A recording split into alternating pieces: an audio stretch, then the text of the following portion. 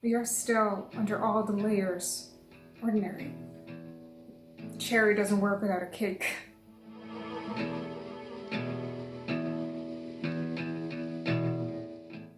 Ordinary has a sad ring to it, doesn't it? As it appears to be the last thing people want to be defined by. Why is that? One thing that comes to mind is that when you're ordinary, you're not exceptional. You're undistinguishably like everyone else. And that, no one wants that. That can feel pretty daunting when you go out into the world and the vastness is closing in on you. However, as I'm sure you already know, deep down, it's all about perspective. Ordinary feels so conventional, so boring and bland, blinding and blinded. Those two words are not the same thing, or they don't have to be. The definition of the term doesn't have to be uninspiring or anonymous. One of the ones I read into is belonging to the regular or usual order or course of things, having a place in a fixed or regulated sequence. So you can see it as, I am nothing but a cog in the machine. But would you consider a tree outside of your window nothing but a cog in the machine, or rather an invaluable part of an entire ecosystem? We're obviously biased towards ourselves because we own nothing but our own perspective. But really, if we're detached from everything, then we'll soon be blown away by the wind. However, if we choose to see ourselves as a small part of something bigger, we'll retain our sense of self while feeling more at home in the world. The definition almost suggests that there is a pattern to the world, and that we are a part of that pattern. We will never not be a part of it. Ordinary becomes the thing that maintains the equilibrium. It's the ground upon which the extra learns to levitate. If extraordinary was supposed to be the opposite of ordinary, it wouldn't be called that. It would be called anti-ordinary, post-ordinary, over-ordinary, under-ordinary. That's not really plausible. But extra? That sounds like an addition, like more of ordinary, which makes ordinary something to be desired. And if you strive to be extraordinary as a whole, you miss the boundaries, the basics, the fundamentals. Another definition of the term, one that concerns language, is the most commonly found or attested every day. And by common, we don't have to mean crude, vulgar, and substantial. You can see it as enabling us to connect and communicate, because it's similar, it's something we have in common. And that quiet paradoxical word, everyday, the adjective, if we delve into that closely, we see that every day is in fact different. I mean, even in lockdown, we have multiple ideas and sensations, and we can live purely from the comfort or the discomfort of our own mind and still have a pretty varied life.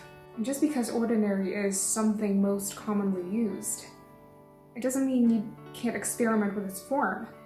That's where the extra comes in. But the extra can appear only if the ordinary is well understood, explored, and most of all, accepted. Why can't we reclaim or redefine ordinary to become something that can actually help us? It's more beneficial to us in the end, since statistically speaking, we will be treated as ordinary people 90% of the time. We will very rarely be regarded as extraordinary. So why not look into what that actually means and how it can benefit us? I have been at war with my own mind for so long that it's become not just a habit, but a default. Who knows, maybe I'm just designed that way. But if I am, then I'm choosing the ordinary over the natural. Maybe it's not nurture versus nature, or not just nurture versus nature. Maybe it's ordinary versus the violent side of our nature, and exceptional nurturing. Our nature, though it can be caring and fascinating, also gives us the tools to destroy ourselves and fight with ourselves and each other, whereas nurture, especially in our modern life, gives us the tools to compare ourselves to each other and to compete with one another.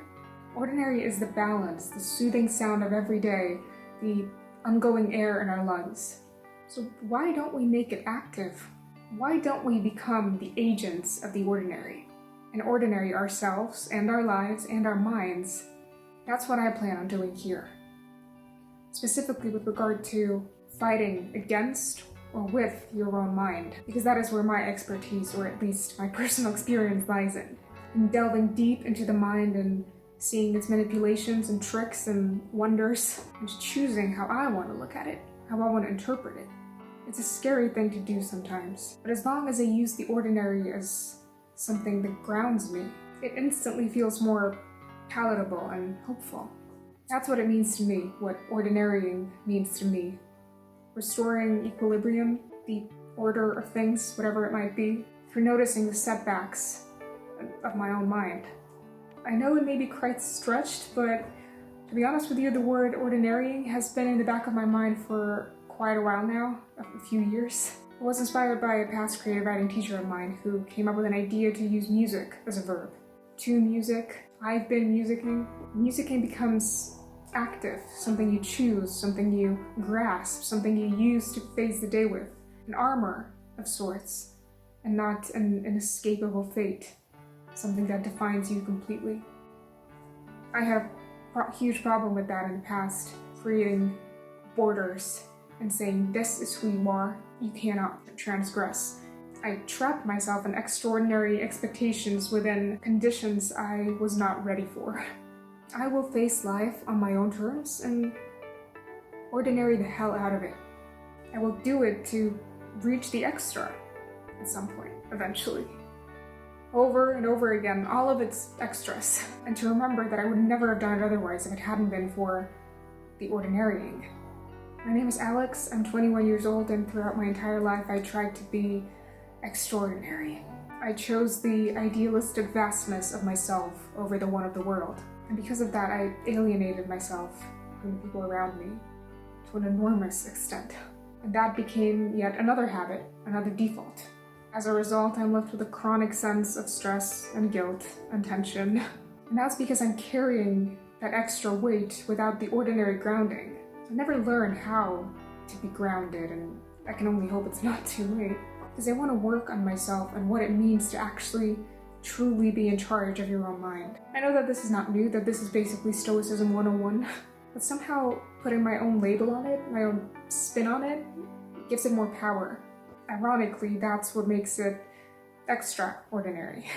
Not to mention making a video about it and putting it in that deep tube-like well, but let's ignore that. I want to use this place to explore those things.